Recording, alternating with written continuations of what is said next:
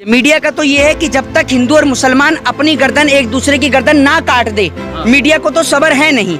Media तो अभी भी सब्र लेने का नाम नहीं ले रहा है। ये स्टेटमेंट जो नूपुर शर्मा ने दिया है, ये स्टेटमेंट भारतीय जनता पार्टी का कोई नेता नहीं दे सकता क्या? बताइए, क्यों नहीं देते अमित शाह, क्यों नहीं देते देश के तमाम बड़े बड़े नेता, प्रधानमंत्री? अगर कहीं भी दंगे होते हैं, कहीं भी राइट्स होते हैं, तो उसमें सिर्फ एक ही व्यक्ति मरती है और वो है इंसानियत और गरीब आदमी के बच्चा। बाकी कोई नेता का बच्चा नहीं मरता, कोई पॉलिटिशियन का बच्चा नहीं। जब दिखेगा भारतीय जनता पार्टी को कि अब पानी जो है वो सर से ऊपर बह चुका है और हिंदू मुसलमान को बहुत लड़ा लिया, लास्ट में गिरफ्तार करा देगा और उसके बाद कहेंगे कि हिंदू जागो, हिंदू जागो। भारत देश का मुसलमान संविधान में भरोसा रखता है, ना कि हिंसा के अंदर। और भारत देश का मुसलमान कह रहा है आप माफी मांगिए। अपने बेटे को बीसीसीआई में सचिव बना रहा है, मध्य प्रदेश का मुख्यमंत्री अपने बेटे को एलएलबी करा रहा है और देश की गरीब जनता का बच्चा बजरंग दल में जाएगा, आरएसएस में जाएगा। वो स्कूल क्यों नहीं जाएगा? वो कॉलेज क्यों नहीं जाएगा? जो 8 से 9 बजे का कार्यक्रम मीडिया का चलता है ना, इसको संभालना बहुत मुश्किल है।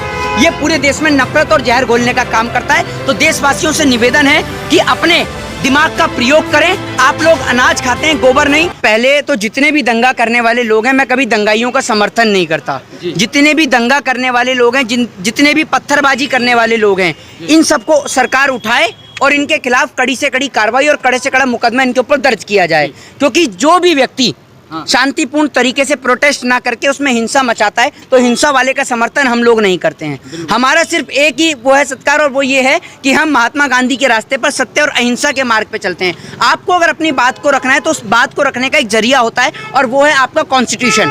आप कॉन्स्टिट्यूशन के माध्यम से अपनी बात को रखेंगे, आप कोई हिंसा नहीं फैलाएंगे। और जो भी व्यक्ति अगर हिंसा फैलाता है तो उपद्रवी का साथ कोई भी नहीं देता है। इस देश के अंदर जो भी उपद्रव फैलाए, चाहे वो हिंदू हो, चाहे वो मुसलमान हो, चाहे वो सिख हो, चाहे ईसाई हो, कोई भी अगर पत्थर फेंकता है, लाठी डंडे मारता है, और पुलिस आपकी और हमारी सेफ्टी के लिए, अगर पुलिस के ऊपर कोई भी पत्थरबाजी होती है, पुलिस के ऊपर कोई भी किसी भी तरीके का उसके ऊपर अत्याचार होता है, तो सरासर गलत है। क्योंकि पुलिस आपकी और हमारी प्रोटेक्शन के लिए बनी है। बिल्कुल, जिस तरह से मीडिया एक समाज को टारगेट कर रहा है। मीडिया का तो देखिए, सुन लीजिए, मीडिया का तो ये है कि जब तक हिंदू और मुसलमान अपनी गर्दन एक दूसरे की गर्दन ना काट दे, मीडिया को तो सब्र है नहीं।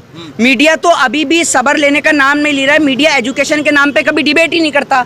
मीडिया को कभी डेवलपमेंट के नाम पर डिबेट ही नहीं करनी है। उसका तो एजेंडा फिक्स है ना, हिंदू और मुसलमान का। तो क्या आप पढ़े लिखे होने के बावजूद भी अनपढ़ हैं? क्या आपका दिमाग काम नहीं करता? आप अनाज खाते हैं या गोबर खाते हैं, ये बताइए आप मुझे।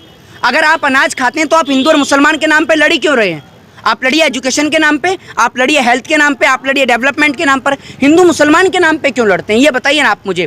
आप मुझे ये बताइए कि आपने ऐसा कौन सा कर्म करा है कि आप मुस्लिम हुए, या मैंने ऐसा कौन सा कर्म करा है कि मैं हिंदू हुआ? आप अपने प्रकाष्ठ मौलाना को बिठाइए, मैं अपने प्रकाष्ठ पंडित को लेकर चलता हूँ। मौलाना और पंडित दोनों को लेकर चलते हैं अनाथ आश्रम के अंदर। अनाथ आश्रम में मौलाना और पंडित दोनों मिलकर बताएं कि ये जो लाखों हजारों बच्चे जो अनाथ आश्रम में बैठे हैं, ये किसके बच्चे हैं? हर एक बच्चा अपने पिता का नाम जानना चाहता है, तो बताएं किसके बच्चे हैं। अगर आपको इतनी पहचान है कि कौन हिंदू है, कौन मुसलमान है, कौन सिख है, कौन ईसाई है। हमें सबसे बड़े गर्व की बात है कि हम भारत देश के नागरिक हैं, हम इंडियन हैं। इससे बड़े गौरव की बात क्या होगी कि आप भारत देश में आपने जन्म लिया, जिस भारत देश की संस्कृति को, जिस भारत देश के कल्चर को, जिस भारत देश की वेशभूषा को पूरे विश्व में जाना जाता है। हम उस भारत देश के निवासी हैं, जिस भारत देश में दिवाली और रमज़ान एक साथ बनता है। और दूसरी बात ये कि जो लोग आज हिंदुस्तान के अंदर बम ब्लास्ट करने की धमकी दे रहे हैं ना, धमाके करने की धमकी दे रहे हैं, तो उनको एक बात बता दें कि हिंदुस्तान के अंदर तो अंग्रेज नहीं टिक पाए। तो आप जैसे लोगों की औकात क्या है? आप लोगों का स्टैंडर्ड सिर्फ इतना है कि आप लोग टेररिस्ट हैं, आप लोग धमाके कर सकते हैं, ठीक है ना। लेकिन ये देश हिंदू मुस्लिम सिख ईसाई एकता से चलता है। अगर कोई व्यक्ति किसी भी प्रकार के अभद्र शब्द का प्रयोग करता है तो उससे ये नहीं है कि समाज का माहौल खराब होता है। पूरा देश आज एक साथ खड़ा रहता है, ठीक है। किसी से गलती हो जाती है और उनको माफ़ी मांगनी चाहिए। जो माफ़ी वही मांगते हैं, आपको मैं एक बात बताता हूँ, झुकते वही हैं जो फलदार वृक्ष होते हैं। ताड़ के पेड़ कभी झुका नहीं करते, और झुकने से कोई आदमी छोटा नहीं हो जाता, ये बात मैं आपको बता दूं। अगर माफी मांगने से किसी नहीं हो रहा है ना, लगातार एफआईआर पूरे देश भर में हो रहा है। देखिए, भारतीय जनता पार्टी का भी तो एक स्टैंडर्ड है ना। भारतीय जनता पार्टी जब तक इस मुद्दे को भुना ना ले, इसके नाम पर 2-3 जगह 4-5 जगह दंगा ना करा ले, जब तक भारतीय जनता पार्टी वोट ना बटोर ले, भारतीय जनता पार्टी तो हिंदुओं का इस्तेमाल करती है। ये स्टेटमेंट जो नूपुर शर्मा ने दिया है, ये स्टेटमेंट भारतीय जनता पार्टी का कोई नेता नहीं दे सकता क्या? बताइए, क्यों नहीं देते अमित शाह, क्यों नहीं देते देश के तमाम बड़े बड़े नेता, प्रधानमंत्री गायब हैं, लापता हैं? बताइए आप मुझे। अब आप एक बात मुझे बताइए, हम ही इकलौते हिंदू रह गए हैं, और भी लोग हिंदू हैं। अमित शाह का बेटा भी हिंदू है, अमित शाह का बेटा ताजमहल का एक आध कमरा खुलवाएगा या नहीं खुलवाएगा? सारे कमरे हम नहीं खुलवाएंगे। कुतुब मीनार पे चढ़ के चालीसा भी हम ही पढ़ेंगे। वो शिवराज सिंह चौहान का बेटा नहीं पढ़ सकता? ये बताइए ना आप मुझे। मतलब मरने के लिए गरीब जनता के बच्चे, ठीक है। अगर कहीं भी दंगे होते हैं, कहीं भी राइट्स होते हैं, तो उसमें सिर्फ एक ही व्यक्ति मरती है और वो है इंसानियत और गरीब आदमी के बच्चा। बाकी कोई नेता का बच्चा नहीं मरता, कोई पॉलिटिशियन का बच्चा नहीं मरता। ये बात मैं आपको बता दूं। तो हिंदू और मुसलमान के नाम पर अपना आपसी स्वार्थ आप खराब ना करें। और जो लोग कह रहे हैं ना कि सर कलम कर दें, सर कलम कर दें, ये हमारे देश की संस्कृति नहीं है। हमारे देश की संस्कृति नहीं है। हमारे देश में संविधान क्यों बना है? संविधान तो इसीलिए बना है। और अगर आप इस्लाम वाले हैं, अगर आपने इस्लाम को पढ़ा है, तो आपको जितना मैंने पढ़ा है मैं आपको बता दूं कि प्रॉफिट मोहम्मद साहब के ऊपर एक महिला थी जो कूड़ा भी फेंका करती थी। तो एक दिन जब वो कूड़ा नहीं फेंकती तो वो उनसे सवाल करते हैं कि माँ तू मेरे ऊपर कूड़ा क्यों नहीं फेंक रही है? तो वो माँ उससे कहती है कि मैं तेरे ऊपर रोज कूड़ा फेंका करती थी, तू तब भी आज मुझसे पूछने के लिए आया है। तो ये धर्म है, ये रिलीजियन है, ठीक है ना। तो आप किसी का सर कलम करेंगे तो उसमें और हम में कोई अंतर नहीं रह गया है। और बात रही सऊदी अरबिया की, दुबई की, तो वो सऊदी अरबिया और दुबई हैं, ये डेमोक्रेटिक कंट्री है, ये लोकतांत्रिक देश है, ये भारत है, इंडिया है। यहाँ पे अपना संविधान चलता है। यहाँ किसी अंग्रेज का या सऊदी अरबिया का, दुबई का कहीं का कॉन्स्टिट्यूशन नहीं चलता। यहाँ इंडिया का कॉन्स्टिट्यूशन चलता है। और भारत देश का संविधान और भारत देश का मुसलमान संविधान में भरोसा रखता है, ना कि हिंसा के अंदर। और भारत देश का मुसलमान कह रहा है आप माफी मांगिए। 100 बात की एक बार डेफिनेटली भारत देश का मुसलमान ये कह रहा है कि अगर भारत देश का कोर्ट अगर इनको 5 साल की सजा सुनाएगा, 2 साल की सजा सुनाएगा, 1 साल की सुनाएगा, 6 महीने की सुनाएगा, तो पूरे देश का हिंदुस्तान उसको स्वीकार करेगा, पूरे देश का नागरिक उसको स्वीकार करेगा। लेकिन जो लोग इस तरीके की हरकतें कर रहे हैं कि भाई सरकरम कर दें, हम उन लोगों को बिल्कुल भी समर्थन और सपोर्ट नहीं करते हैं। That's all.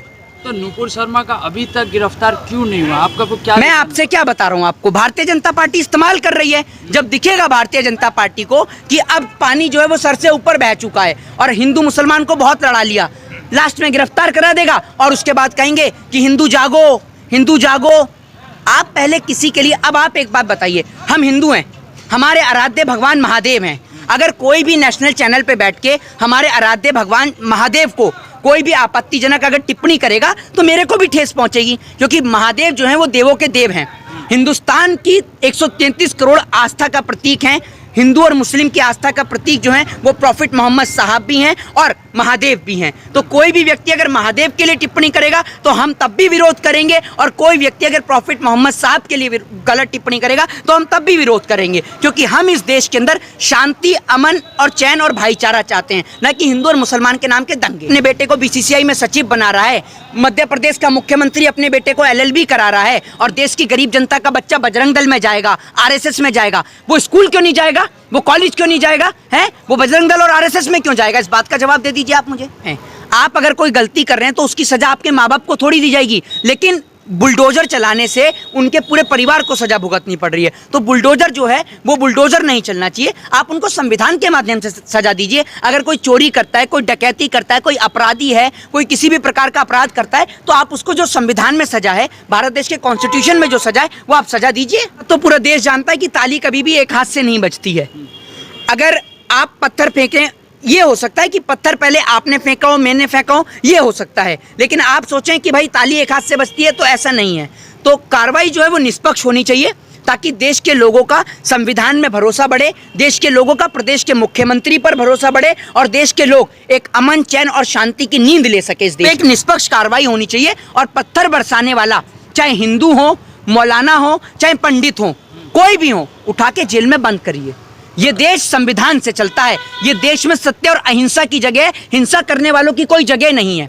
क्योंकि अगर जो हिंसा करने वाले लोग हैं ना तो वो कुरान को मानने वाले लोग हैं, ना वो गीता और बाइबिल को मानने वाले लोग हैं। वो सिर्फ ऐसे लोग हैं, क्योंकि जो आदमी अगर कुरान को पढ़ा होगा, गीता को पढ़ा होगा, जो आदमी बाइबिल को पढ़ा होगा, वो आदमी कभी किसी को ठेस नहीं पहुंचा सकता, कभी किसी को चोट नहीं पहुंचा सकता। क्योंकि चाहे इस्लाम हो, चाहे हिंदू धर्म हो, चाहे वो सिख धर्म हो, चाहे वो ईसाई धर्म हो, सभी धर्मों में मानवता को सर्वोपरि रखा गया है, इंसानियत को सर्वोपरि रखा गया है, और जन कल्याण की बात कहा गई। देश के अंदर जो एक घंटे जो 8 से 9 का कार्यक्रम चलता है हिंदू और मुसलमान को लड़ाने का, अगर उसकी जगह कार्यक्रम चले कॉन्स्टिट्यूशन का, तो इस देश का हर एक नागरिक संविधान का जानकार बने और संविधान का प्रयोग करे, राइट टू स्पीच का प्रयोग करे, राइट टू फ्रीडम का प्रयोग करे। इस देश में सब कुछ संभालना आसान है, सिवाय एक चीज को छोड़कर, जो 8 से 9 बजे का कार्यक्रम मीडिया का चलता है ना, इसको संभालना बहुत मुश्किल है। ये पूरे देश में नफरत और जहर घोलने का काम करता है। तो देशवासियों से निवेदन है कि अपने दिमाग का प्रयोग करें। आप लोग अनाज खाते हैं, गोबर नहीं, तो आप उसका प्रयोग करें अपने दिमाग का, और संविधान और कॉन्स्टिट्यूशन को फॉलो करते हुए देश के अंदर अमन, चैन, शांति का पैगाम दें।